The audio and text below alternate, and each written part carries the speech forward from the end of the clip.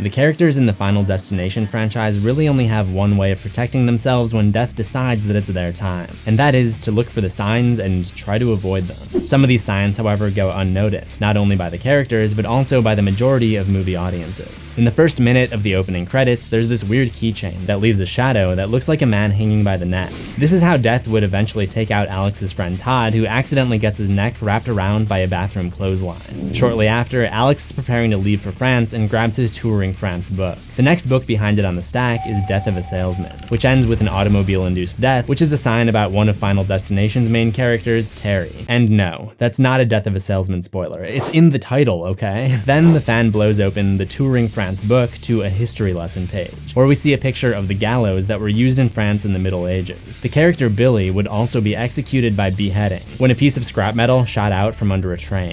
And moments later, it flips to a page about Jim Morrison's tomb with the words, "This is the end," graffitied onto it. Not only is this just a general omen about death, but Jim Morrison actually died while in Paris, a fate shared with Carter at the end of Final Destination. There would be many, many more signs, weird coincidences that aren't coincidences, and hidden secrets in Final Destination. So stick around to the end of this video to hear about the craziest one.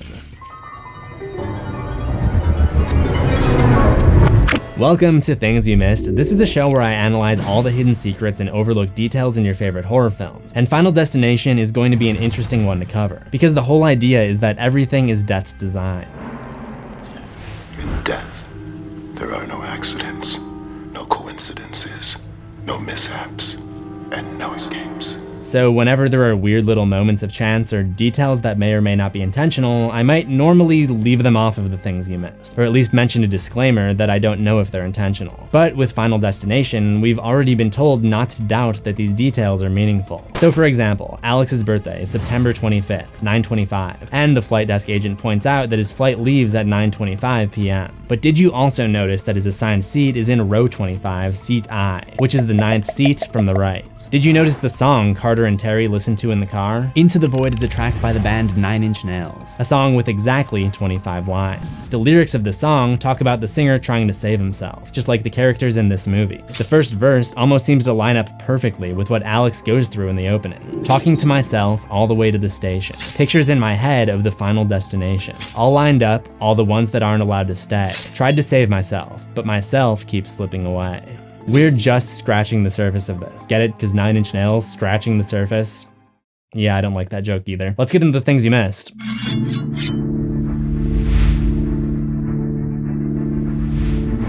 Into the Void wasn't the only song with a deeper meaning in Final Destination. The one that comes up over and over is Rocky Mountain High. We first hear it in the airport restroom, where Alex makes the connection about the artist, John Denver, having died in a plane crash. God damn it.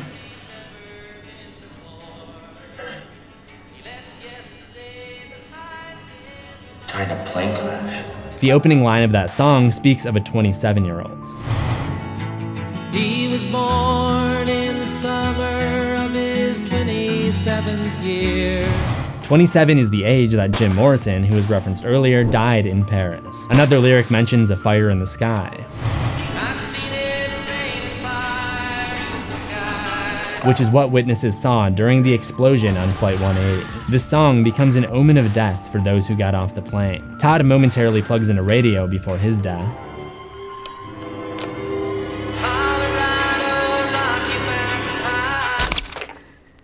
Miss Luton puts on the record before her final moments. And in the final scene, a street performer covers the song in French.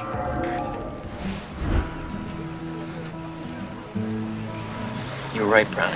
Outside of music, there are other things that connect each of the accidents. Since the 7 who got off the plane were supposed to die en route to France, there are many references to the country of France seen in each disaster scene. Let's call them the French connections. For context, that is a better joke than the one I made earlier, but only slightly. I'll start with the plane. Flight 180's aircraft has blue, white, and red stripes reminiscent of the French flag. Makes sense, it's a French airline. But that doesn't explain why the bus that hits Terry has blue, white, and red stripes, or why the train that crashes into Carter's car is also lined with blue, white, and red.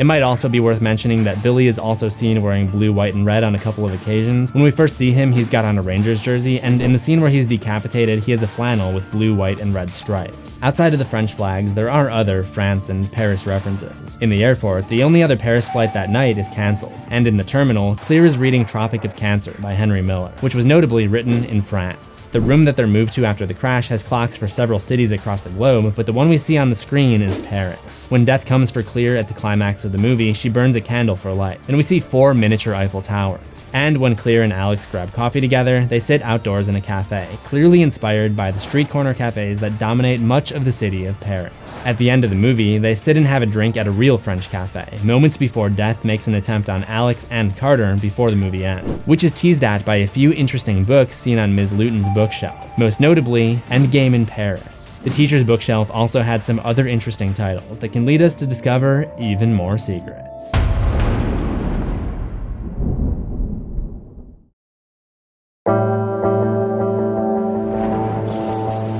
One of the other book titles on Miss Luton's shelf that I found to maybe have a deeper meaning was The Cradle Will Fall, a 1980 novel by Mary Higgins Clark. Perhaps this title is a reference to the unusually high number of young high school kids aboard Flight 180 when it fell out of the sky. Or perhaps a reference to the fact that there was a baby on board the flights. Also, why has there not been a Final Destination movie where the victims are all babies? Like a hospital nurse has a vision that helps her prevent a gas leak in the nursery or something, and now death is coming for all of these newborns, and the parents have to protect their kids from a series of disasters. It would be the ultimate horror movie for first-time parents. The other book that Miss Luton has is called Heads. I'm sure you can find the significance behind that one on your own. You may have also noticed Miss Luton's first name.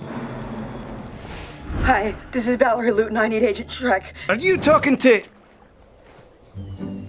Miss Valerie Luton is a reference to Val Luton, one of the most prolific horror film producers who made classics like Cat People, I Walked with a Zombie, and The Seventh Victim. There are 7 victims that death comes for after escaping Flight 180. There are other characters whose names play homage to classic horror icons. The other French teacher was named Mr. Murnau, after F.W. Murnau. Terry Chaney was named for Lon Chaney, Alex Browning for Todd Browning, and by the way, Alex's friend Todd spells his name with 1 D, just like Todd Browning did. Todd's brother is named George Wagner, named directly after George Wagner, Blake Dreyer for Carl Theodore Dreyer, and Billy Hitchcock for Alfred Hitchcock, the director of films like Strangers on a Train, Billy is Killed by a Train, and The 39 Steps. There are 39 people from Mount Abraham High School who died on Flight 180. The survivors meet with investigators 39 minutes after the departure time, and the memorial is held 39 days after the accident. Todd dies at 10:39 p.m. and Miss Luton dies at home. Her street address, 39. The memorial statue is a bird. The Volley 180 victims died while in flight. I don't know if this is a coincidence or the intention of the person who designed the statue, but like I mentioned at the beginning of this video, I'm not gonna worry about that as long as I'm covering Final Destination. Of course, while 39 did pass away, there were 7 survivors. After Terry's death, the number 7 is splattered onto Alex's cheek in blood, and he was scheduled to be the last on death's list. He was number 7. 39 plus 7 equals 46 total on the field trip. The flight takes out of gate 46, and Alex's address is 4688. On the topic of Flight 180, the trip is booked on Volet Airlines. Volet is a French word meaning stolen. Alex and the others have stolen additional time from death. One of the other things in the opening credits is when the wind blows, and this book flips through the pages on the devil, evil, damnation, and other topics, including a photo of someone holding a cross to the devil, the same way you might hold up a 4th quarter lead to the Atlanta Falcons. Then, when Alex boards the aircraft, he looks down and sees a luggage card with the number of the devil, 666. After that, the series doesn't really make any mention of anything demonic, instead just focusing on the Grim Reaper, but is more of a natural force than an entity. But I wonder if the demonic imagery at the beginning is a suggestion that those who try to cheat death will be confined to hell. Disrespecting the design could incite a fury that could terrorize even the Grim Reaper. On the other end of the spectrum from the devil is God. In Alex's room, there's a poster that reads, at one point he wanted to become a priest. He settled for being a god. I believe that's a photo of Babe Ruth. And with a career OPS of 1.164, I've got to agree with the poster. Of course, Alex lives on Long Island, New York, and it's even mentioned that he and Todd are Yankee fans. So this poster makes sense. But is it a sign of things to come for Alex? And if I see it, then I intervene. If I intervene, I cheat the design. What, intervene? What are you, God now? God's unafraid to die. Gods don't die. We do. Maybe Alex's awareness about his mortality is also the reason that he can't stop focusing on the word terminal at the airport. Or maybe that's just another side effect of his clairvoyant abilities. There are actually many more signs about the fate of each character that death comes for outside of the ones that I've already mentioned. The night of the plane crash, Alex sees lightning strike his street, and at the cabin, lightning shoots out of his lighter. These are both clues about the storm that nearly took Clear's life later on. The coroner explains that every move we make is part of death's design, and one of the examples he uses is the red light we stop at or run. Then, not long after, Alex uses a similar example while trying to explain his theory. He says that crossing an intersection could lead to death. Sure enough, Terry's death is the result of a run light in an intersection. It happens shortly after Clear tells Alex, "You can find death omens anywhere you want to," and he looks up to see the reflection of a bus that isn't really there. The next victim is Miss Luton. After she gets done packing the codpiece that she has, for some reason, she's attacked by an exploding computer monitor and falls against the stained glass window with an image of a dagger, foreshadowing the knife that she ultimately ends up getting stabbed with. Alex realizes something is wrong when he's walking outside and sees a neighbor burning a pile of leaves. This was his sign that Miss Luton would accidentally start a fire inside of her home. And when that fire is ignited, there's a moving box in the background made by a brand called the Shadow Transfer. In this movie, death is never seen, but sometimes a shadow casts over them. And whenever a character passes away or evades death, the target is transferred onto the next person. There's also a set order. The survivors are supposed to die in the same order that they would have gone out in during the plane crash. Like the dominoes on the coffee table in Alex's home, they are set up to fall in order. That's how Alex knows that Miss Luton is going to be next after Terry. He goes into the house and makes sure to leave behind his fingerprint on the murder weapon and his shoe print on the floor. Movie characters, why are you like this? I mean, at least wipe it down afterwards. You know what? I'm gonna save my yelling voice for the second and fourth ones. Next in line is Carter. Death's plan for him is a collision with a train, because these movies are all about planes, trains, and automobiles. And Shrek. I'm Agent Ween, this is Agent Shrek. But when Alex sees the premonition about the train, he sees the train number 747, which links back to the type of aircraft they narrowly escaped in the opening, a Boeing 747. Finally, when Alex, Clear, and Carter think it's over and they've survived, Clear spills her wine on the table, and Alex's name on the airport seating chart looks as if it's stained in blood. And that's when he knows that he should stay tuned, because we've got even more hidden details to uncover.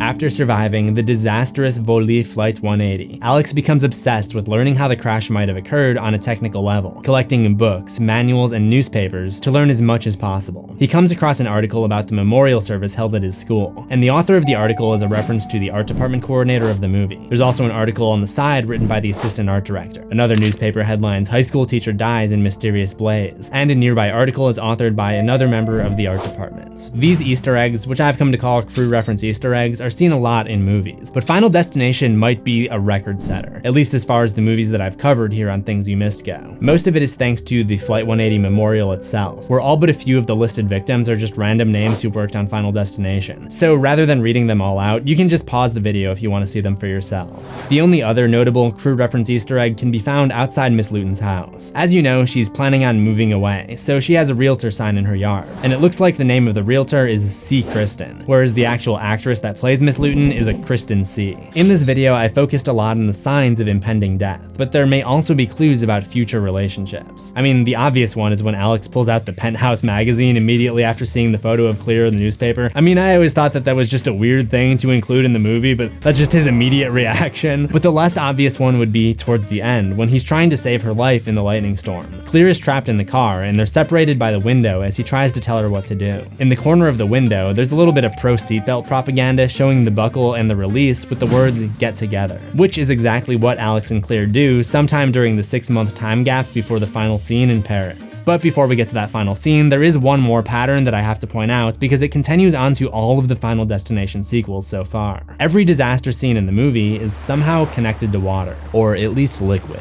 The first example is the least obvious, the plane crash. If you're familiar with the geography, this makes sense, but even if you aren't, you'll find out later in the movie that the plane crashed into the ocean, somewhere beyond Jones Beach, which is where Alex goes to hide out and ponder the possibilities of other dimensions. Next is the Todd strangulation scene, which is obviously caused when he slips on the leaked toilet water. Side note, this is the only disaster scene in the series that really seems to suggest that there's something supernatural at play, because of the way the water recedes after Todd's name is added to the body count. I tried finding the scene on YouTube to see if anyone had any interesting takes on this, but all I found was our man John Will from 10 years ago saying, the way those green liquid substance go on towards him really scares me. So all I learned basically was what I already knew, that I love reading the YouTube comments. Terry's death happens while they're getting drinks, so not a lot to say there. I mean, this time the liquid is coffee rather than water. Miss Luton's disaster scene is next, and it starts with her boiling water, which ends up being replaced with vodka, which seeps out of her mug and into the computer monitor, which somehow makes the monitor explode.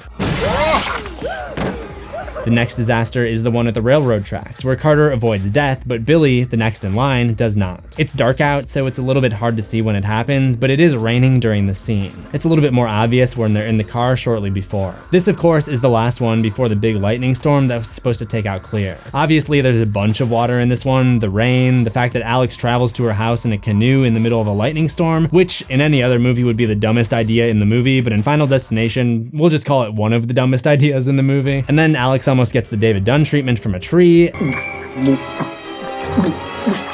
And then there's the whole thing with the pool flooding the area. So really, this one is filled with water. There are also other water connectors that aren't necessarily part of the disasters, like when Alex is having his alone time with the magazine, the model is seen standing in the water. And then there's the part where Clear and Alex put Alka-Seltzer in their water glasses at the exact same time, maybe another clue about their upcoming relationship. And just the girl's name, Clear Rivers, it's one of the wateriest names I've ever heard. So that finally takes us to the big conclusion in Paris. We can see that the ground is wet, and I already mentioned Clear's spill the drink. So the water/liquid theme is still there. But the big connection can be seen after that. Alex narrowly avoids getting hit by a bus, which swerves into a lamppost, which knocks loose the sign for this restaurant, Le Café Miro 81. Carter miraculously saves him from getting hit by the sign, but when it swings back around towards them, we're seeing the backside of the broken off portion of the sign, giving it the appearance of 180. Volley Flight 180 was not done with them yet. I'm going to be covering the entire Final Destination franchise, so look out for the next episode of Things You Missed in that playlist on the left. And if you love horror, remember to subscribe to CZsWorld for new horrors every week. Ring that death bell to select all notifications, and I'll see you in the next one.